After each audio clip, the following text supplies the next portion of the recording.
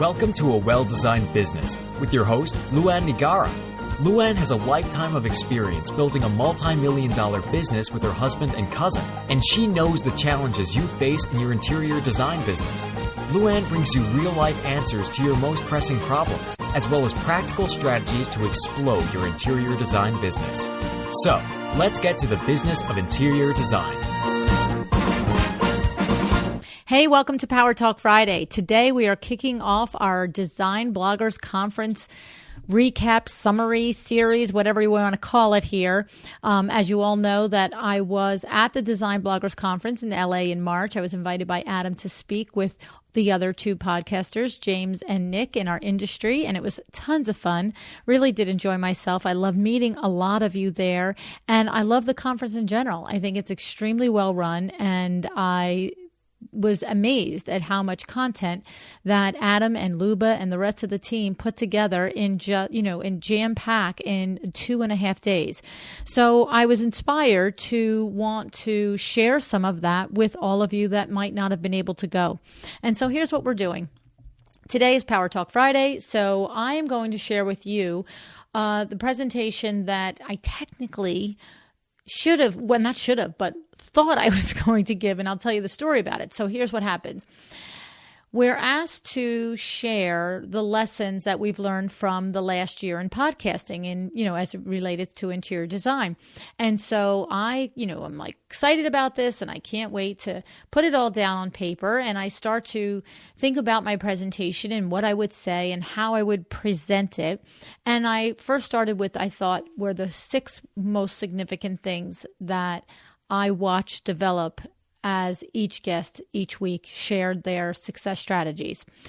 And then I started to think, Luba asked us to send a PowerPoint. And so then I thought, well, how would I portray that? And so then I came up with my idea and I loved it. And I want you to go to my website at www.windowworks-nj.com and see that little PowerPoint slide there. And the thing is, what happened is I had the idea of how I wanted it to look, but I have no skill in doing that, like absolutely none. I don't even know how to work a PowerPoint thingy. So I went into Kim and Adriana at WindowWorks and I said, this is what I would love to do. This is how I would love it to look. Can you guys make that happen? And of course, they're a rock star, so they could, and they did. So I leave and I go off to write all of my things that I want to share that I think were the important lessons of the last year. And then I come back to them and I say, Houston, we have a problem.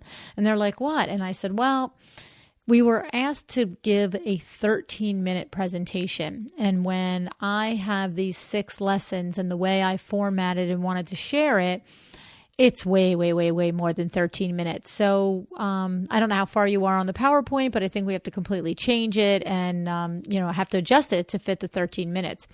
And then they showed me the PowerPoint and I was like, but that's so nice. I like that PowerPoint and I don't want to scrap this idea. So what I did was, if you were there, you know exactly what I did. I raced through the presentation like a bat out of heck.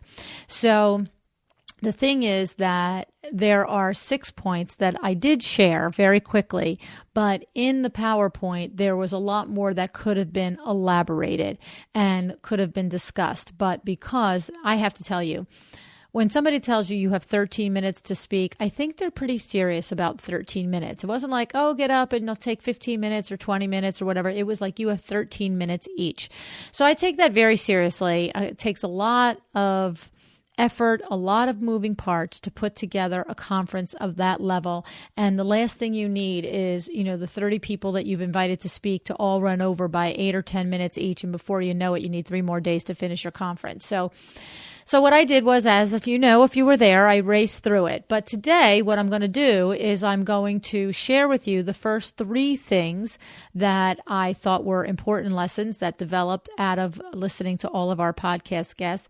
And then next week, I'm going to share 3 more. So here's how our Design Bloggers series is going to look. Today, Power Talk Friday. My first 3 tips, my first 3 lessons, I should say. Monday will be Claire Stasek, Claire won an award for her blog at the conference, and she is the principal of Centered by Design.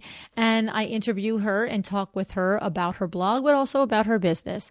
And then on Wednesday is Kelsey Gross from The Farmer's Daughter Interior. And you will remember that I sat next to Kelsey if you happen to hear the show that aired right after the conference, because I mentioned it in the outro.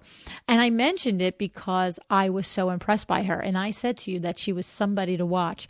And the thing was, it was so hysterical because it wasn't for 2 or 3 days later that I learned that she actually won an award, because I had to leave on Tuesday morning. I had to leave LA at 8 in the morning because I needed to be in Charlotte for my 8 a.m. presentation in Charlotte. So Monday I was 9:30 in LA and Wednesday 8 a.m. in Charlotte. So I missed the award part of the conference.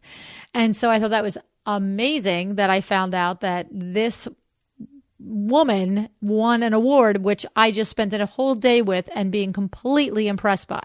So that's exciting. So, and her conversation is really good because, and I'm not even going to give you spoilers, but that's a great interview too. So, and then of course, then Friday will be Power Talk Friday again, and I'll share the other 3 tips, the other 3 lessons, I should say, from the presentation. And then the following Monday is Amber Lewis of Amber Interiors. And Amber is, she actually was the opening keynote speaker at the conference, and she has graciously agreed to come on to the show and talk about her journey and her experiences as a designer and a blogger.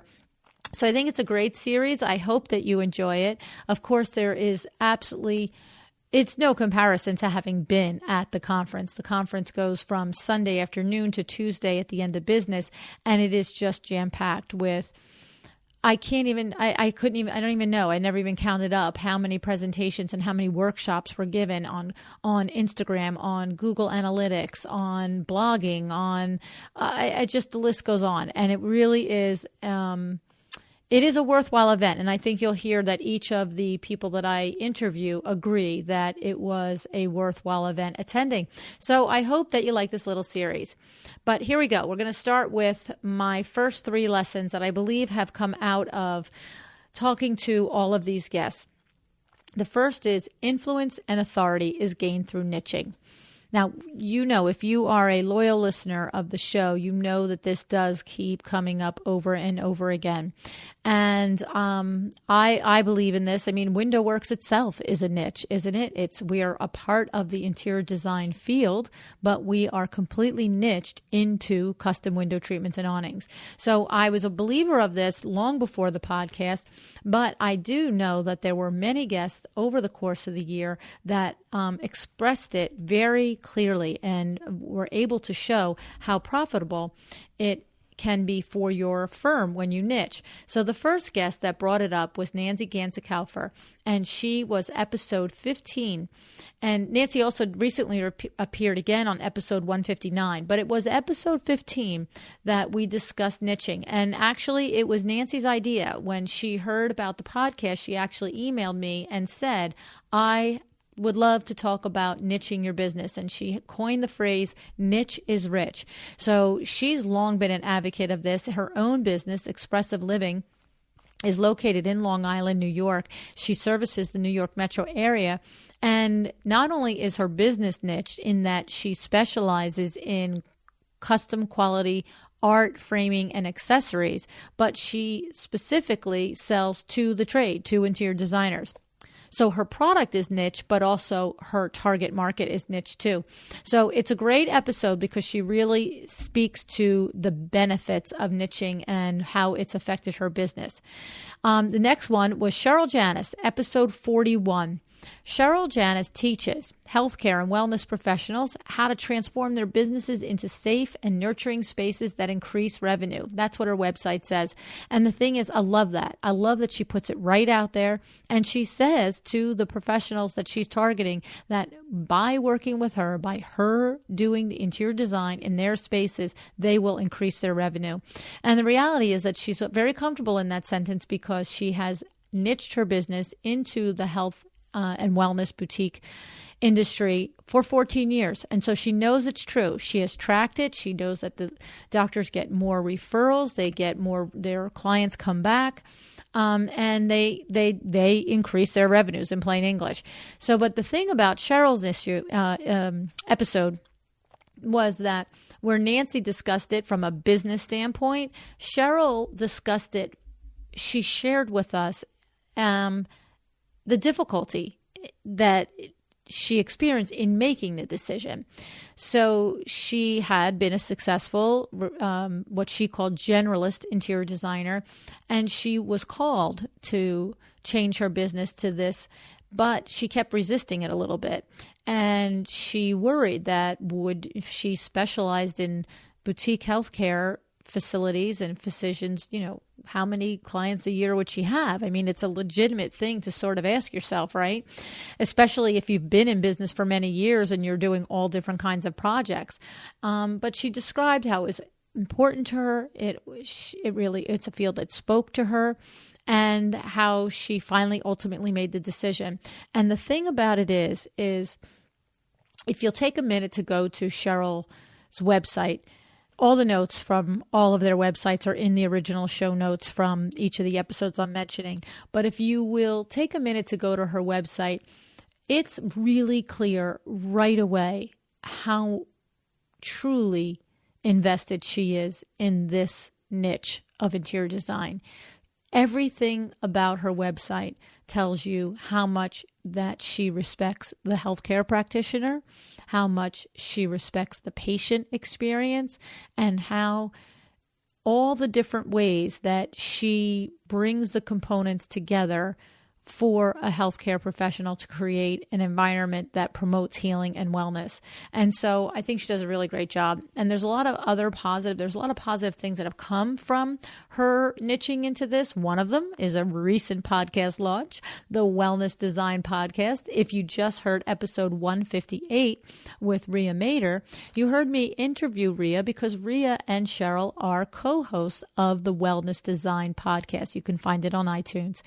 And these two ladies, they talk every week, and their target demographic is the physician, the boutique healthcare owner. Okay, so they're not talking to interior designers on how to do it. They're talking to the businesses, the doctors, the physicians, the people that own these spaces, and giving them advice and tips and ways that they can make their reception area more a more welcoming space. That how they can. There was an episode recently about the way when you walk into the doctor's exam room, where the exam table is placed, and in relation to the door, and how one placement makes a patient feel.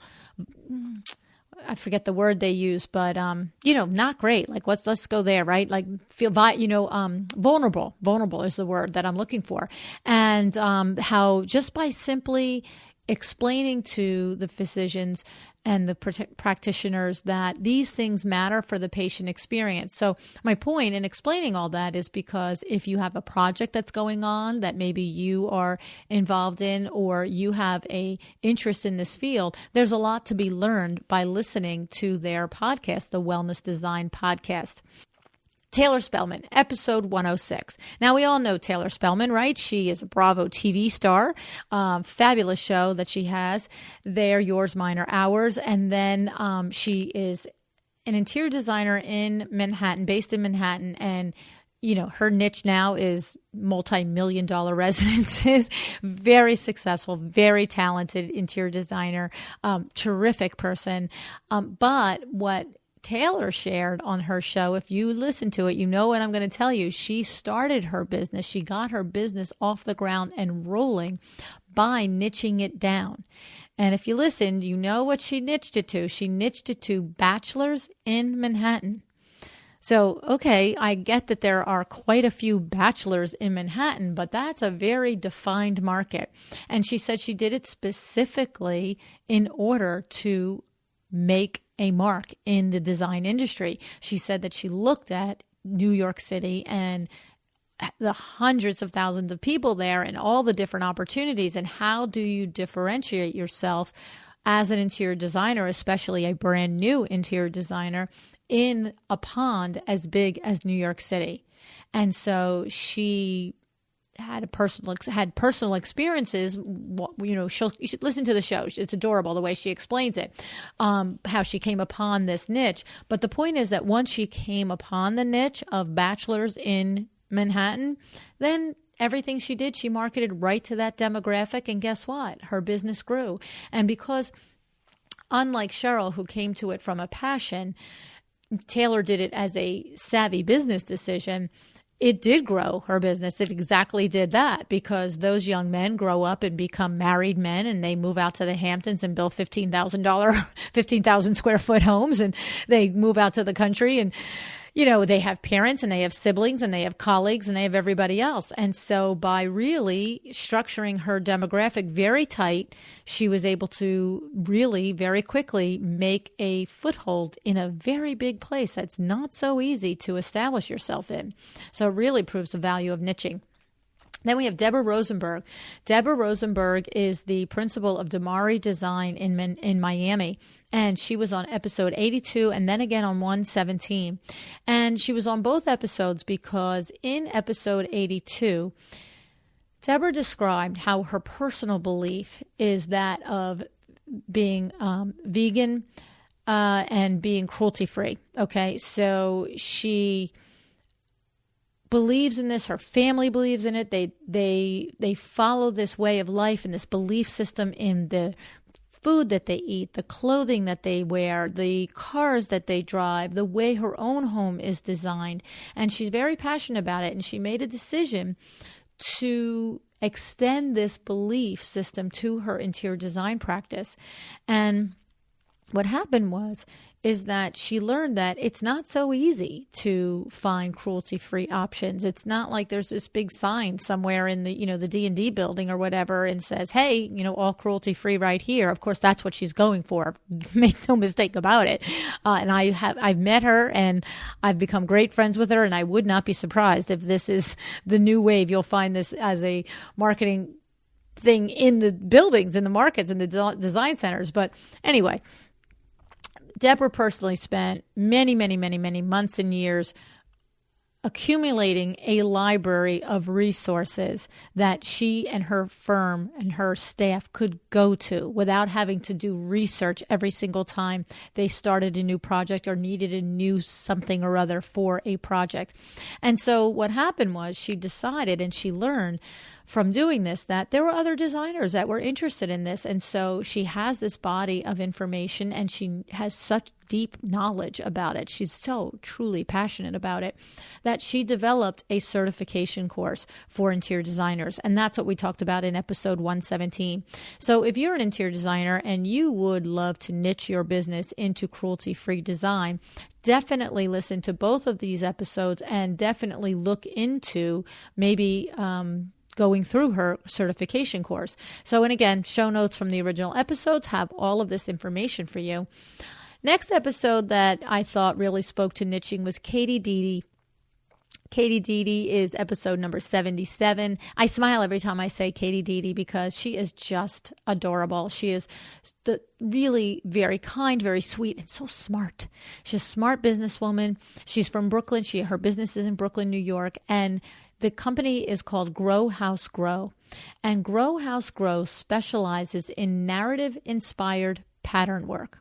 So one of the things that Katie designs is wallpaper.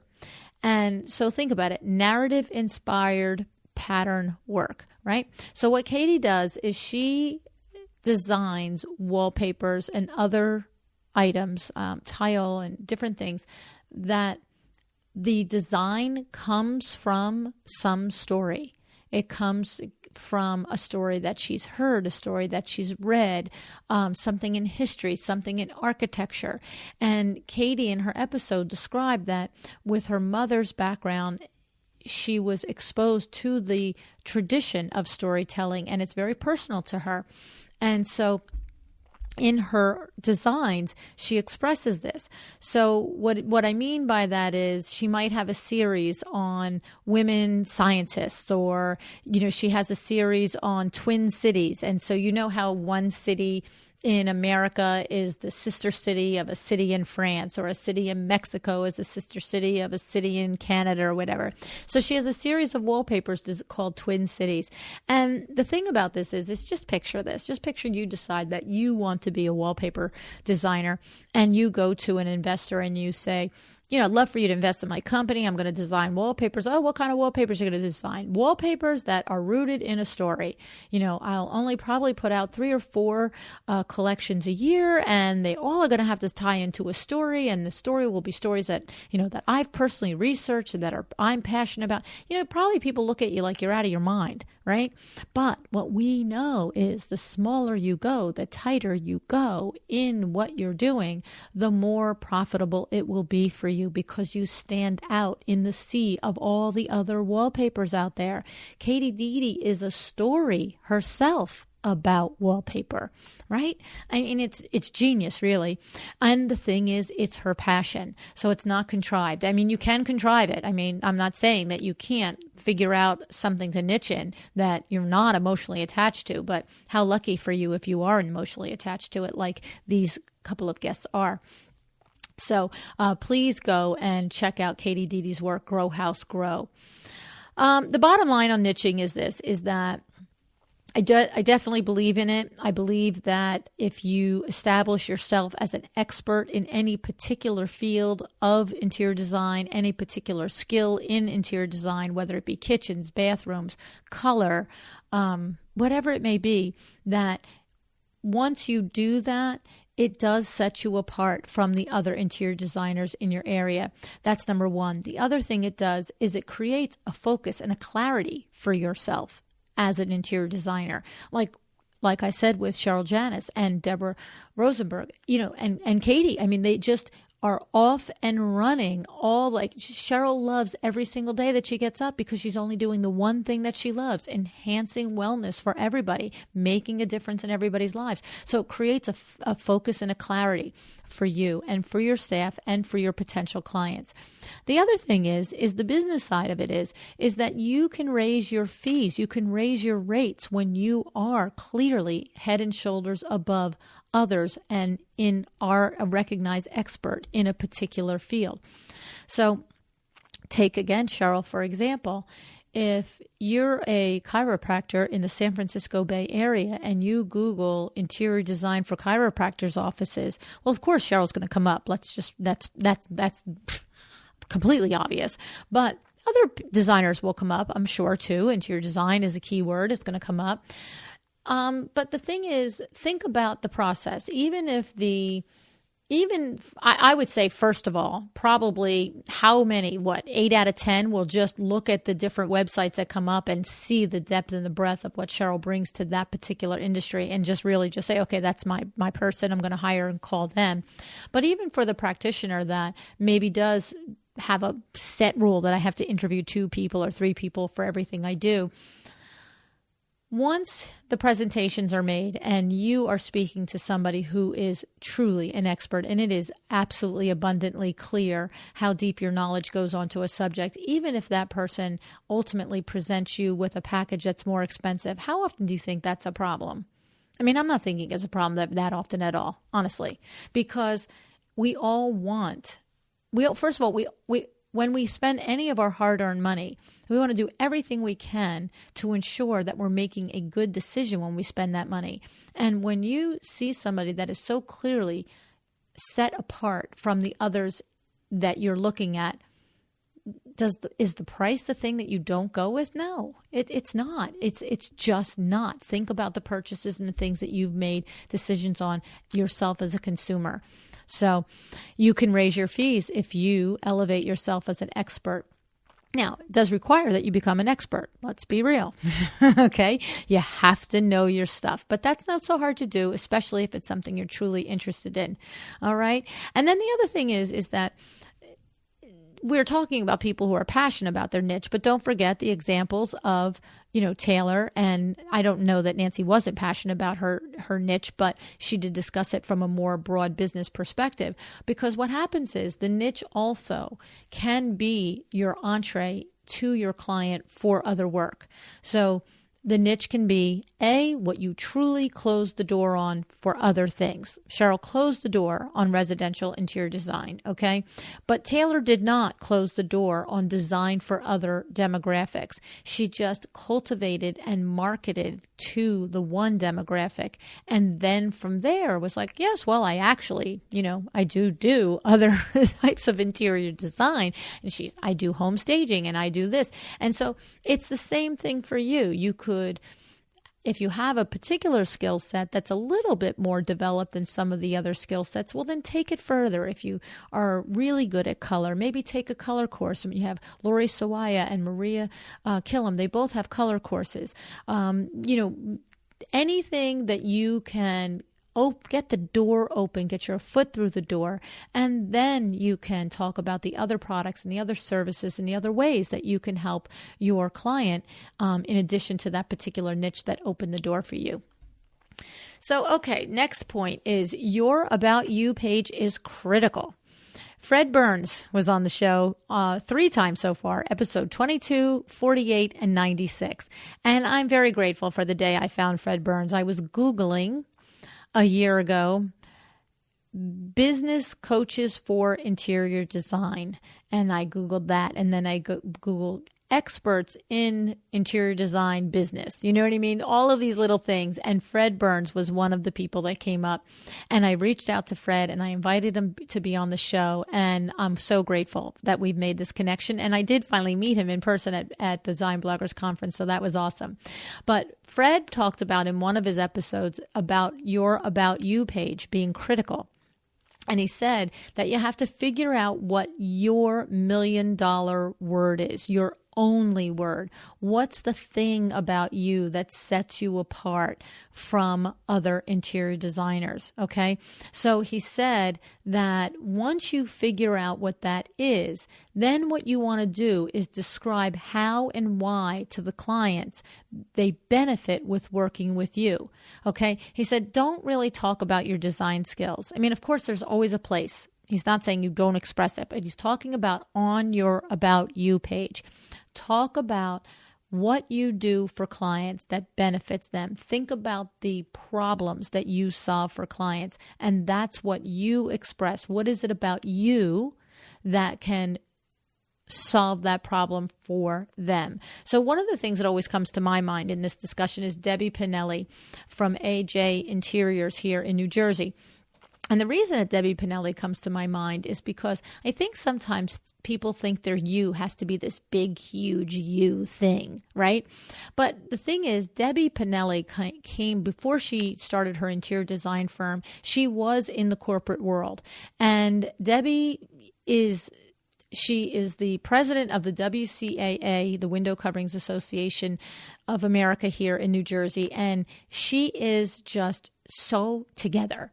And she is that corporate lady. And now she has her design brain side and the creative side and beautiful interiors. But you can just see how she fit in corporate America, and she probably ran some crack team of, people who were just, like soldiers lining up and doing everything just wonderfully. But the thing is that her clients tend a lot to be also corporate working moms, because Deb has 2 teenage boys. And so what happens is she actually talks about that. She talks about her boys, and she talks about how her business, came to be on her About You page. And what happens is it resonates with the women like her, because there is a big difference in the woman who is a stay-at-home mom and the woman who is a corporate working mom. Forget any other type of mom, but a corporate working mom, right? And I'm not suggesting one is better than another, so don't go down that crazy lane. And the thing is, and what I'm saying is the same woman is a different woman when she's maybe at the stage of her life when she's staying home with her kids, and then later she is in the corporate world. So the point is that when you go to visit a stay-at-home mom and you go to make a consultation, I'd be willing to bet that very often when you get there, she says, "Oh, I've made a pot of coffee. Would you like to sit down? Let's chat. Tell me about the design plans that you have for my master bedroom." I don't think that you're getting too many corporate moms with 2 or 3 kids under their, knee that need dinner on the table, that when you meet her at 7:00 at night to give her design board, she says, you want to sit and chat and have a cup of coffee, right? So it's a different environment. It's a different conversation. It's a different way of dressing. It's a different everything. And the thing is, that's all it is. It could be just something as simple as that's you, that you get the working mom, or you get the stay-at-home mom, because she might be suggesting that coffee because she's looking for some company. She talks to like little people all day long, right? So, and if you're also a mother of young children and maybe you're a part-time interior designer, you might really relate to that. And you might be really happy to spend 2 hours on what could have been a half-hour presentation, because you too are only talking to little people most of your day. So the idea here is to don't look crazy pants for this big aha you. Just really think about your you. What is it?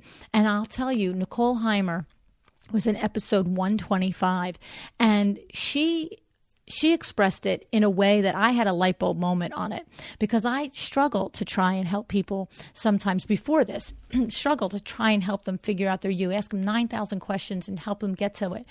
But Nicole had a blog post that I read of hers before I interviewed her. And in her blog post, she said, I'm the interior designer that ... And she suggests that you answer that question. I'm the interior designer that... And what happens? You all just heard something in your head. I know you did. You heard something, okay? And maybe that first something that you heard isn't enough to build a brand around, but it's something to start with, okay? I know that it's something to start with.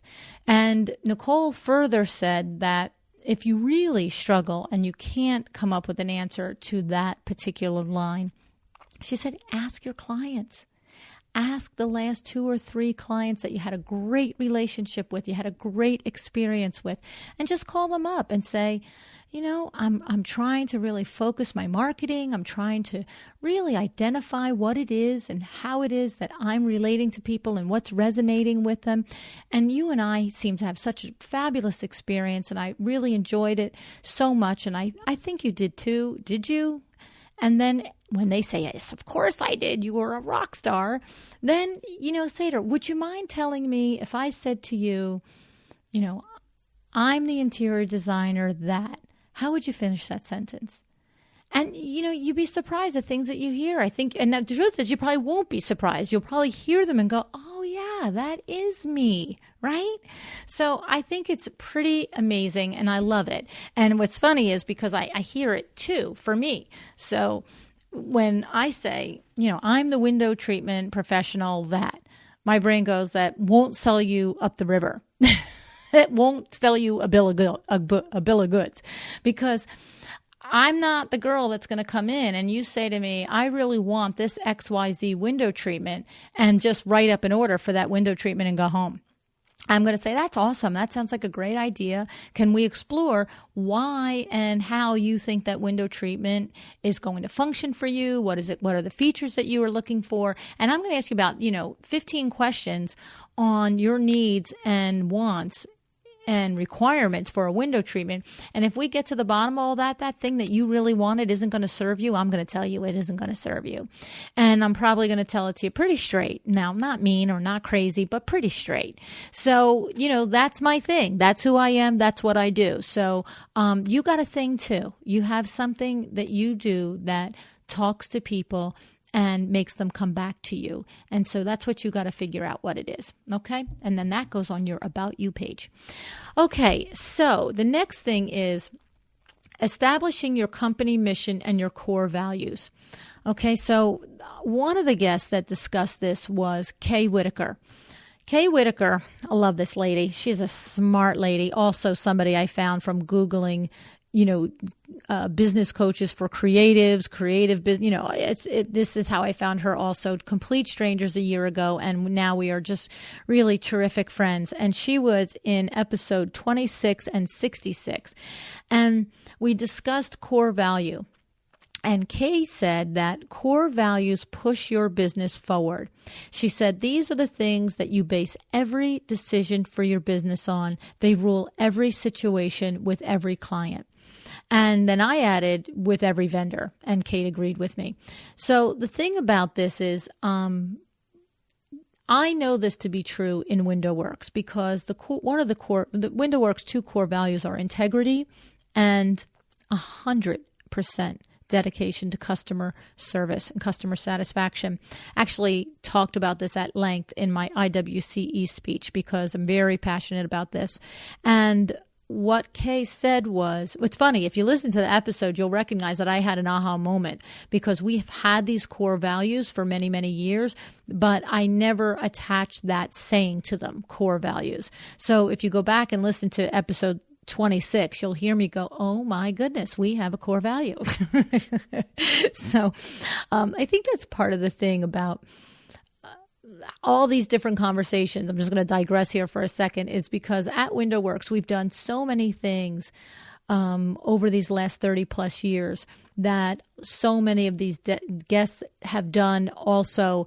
And then the business coaches have names for them. They have identifiers for them. And it's been a pretty fun ride, really learning about how not only were we aware that our business was well run and successful just by witnessing it and experiencing it, but to hear these business coaches put monikers to the things that we've done. And so you know, if you want a little laugh, you'll hear me go, wow, in episode 26.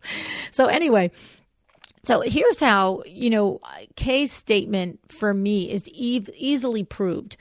Is when she said, you know your core value. When you know what your core value is, there is no ambiguity on how you will how your customer experience will be. And I know this to be true because, like I started to say in WindowWorks, one of our core values is absolute dedication to customer service. And the thing is about this that when I think about, I use this crazy example at the IWCE in that speech about if my showroom coordinator, Adriana, is sitting at the showroom and the phone rings and a customer is on the other line who might be completely, in a tizzy and saying something very ridiculous like, oh my goodness, I just came home and my husband was here when your installer was here and I came in the door and there's a purple drape in my living room and I ordered a blue drape. I know I ordered a blue drape. I would never have ordered a purple drape. So what's the first thing that happens? Think about Adriana. She's freaking out right now, right? She's like, just think about it. She's like, oh my goodness, what happened? I haven't had a chance to speak to Billy, the installer, her boss yet. What's going on? So what's she doing? She's talking. She's trying to calm the customer down. She's, but she's pulling out the paperwork, right? And she's looking to see, does it say purple drape or does it say blue drape? Now, if it says blue drape, problem solved. Adriana knows that we made a mistake. Somebody made a mistake because the customer's saying she wanted blue. The paperwork says blue. And how the heck did you get purple? There's no ambiguity there. She knows that that job is going to be remade. Okay. But what if the paperwork says purple drape and the lady she's saying that she wanted blue drape? Now, if I'm not in the office and she can't just say, hey, hang on, let me put LuAnn on, you can give her a bag of nuts about it. What does she do? So I'll tell you what happens in our office. She doesn't start saying, well, I see the paperwork right here says blue drape, purple drape or whatever. She doesn't start pushing back. She doesn't do any of that stuff. She can go immediately to, I'm so sorry, Mrs. Smith. I can hear that you're upset. I'm not, I don't have an explanation for you right now, but I'm going to see LuAnn at XYZ time, and I know that she's going to take care of this for you. You hear that? I know she is going to take care of this for you. Adriana could be looking right at the words purple drape, but she knows darn well that I am going to take care of that for that customer, that I am never going to leave a customer unhappy. Okay. So she might not know what happened. She might not know how it happened. I might be able to know or figure out how it happened, but it really, in the end, never matters to us at WindowWorks. We always make the customer right.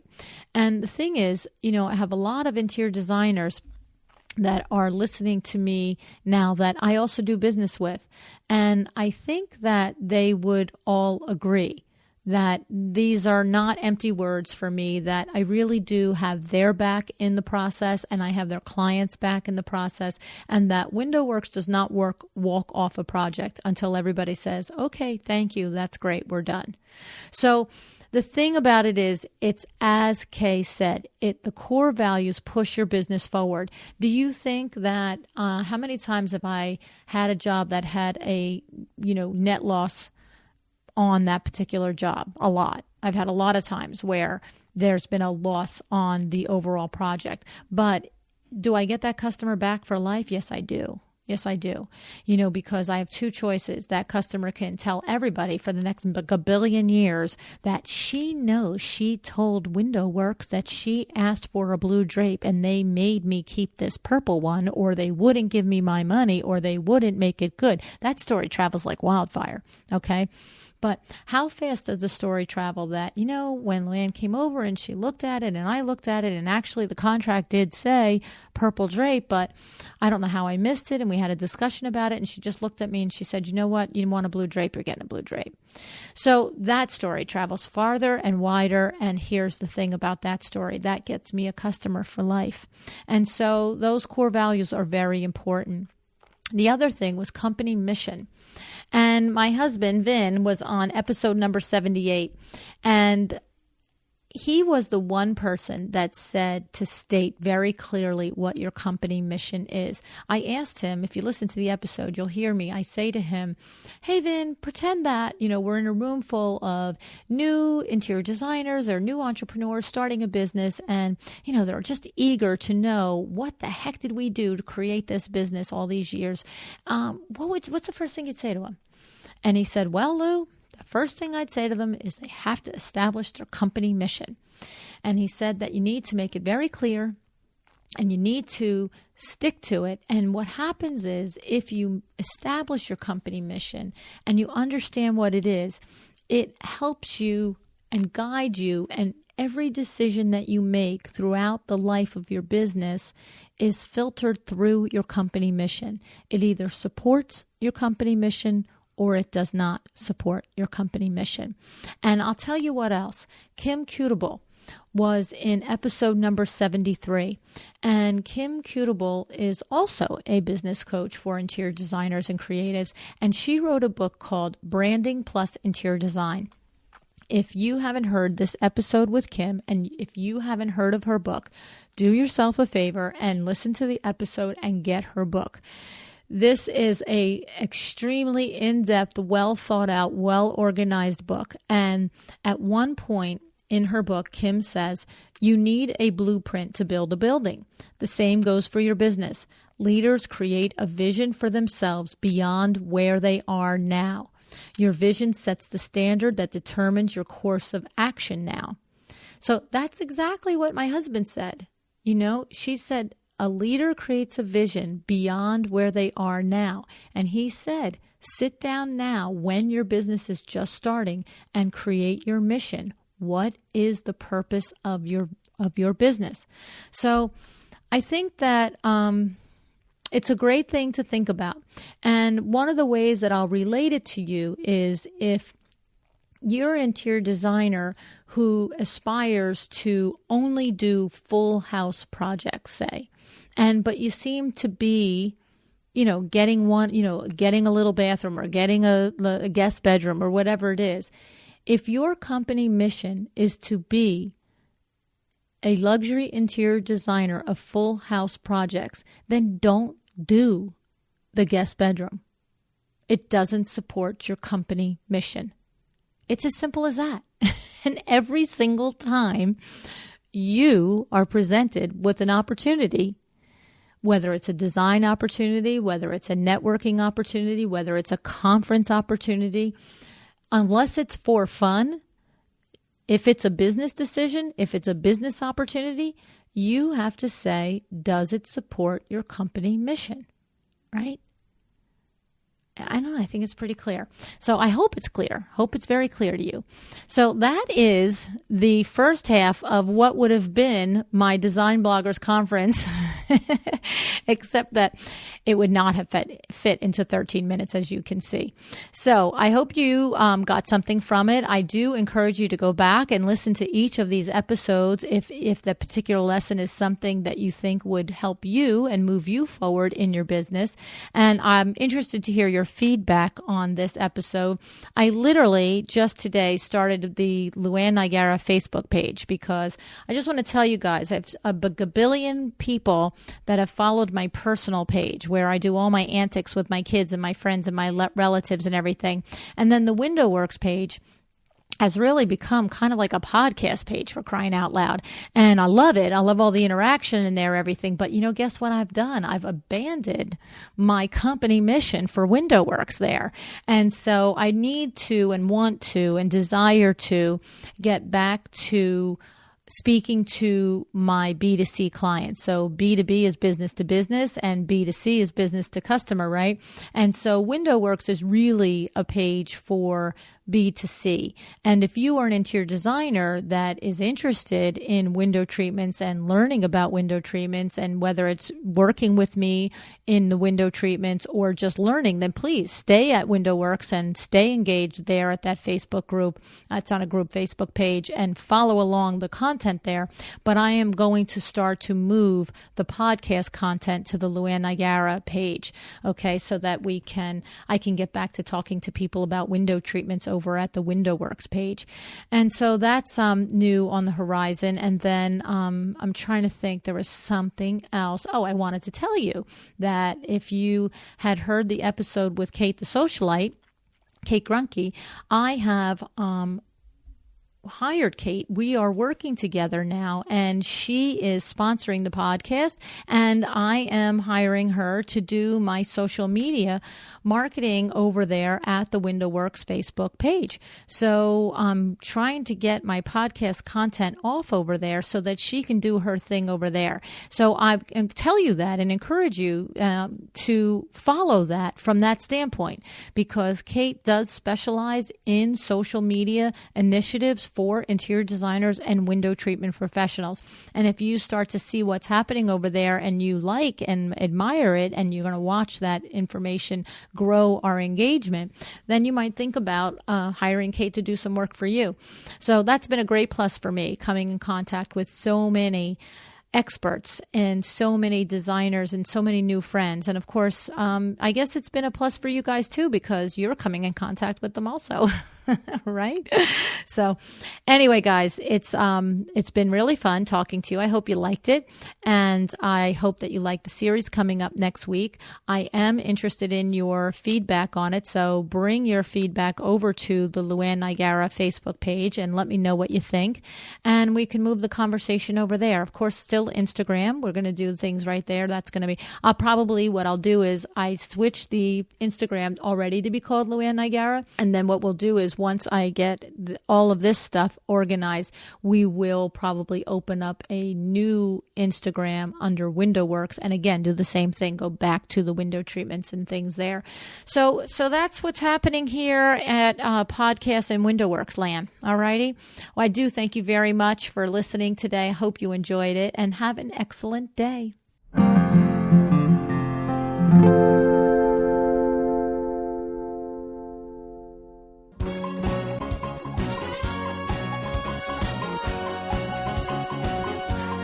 Thank you for joining me again today for another episode of A Well-Designed Business.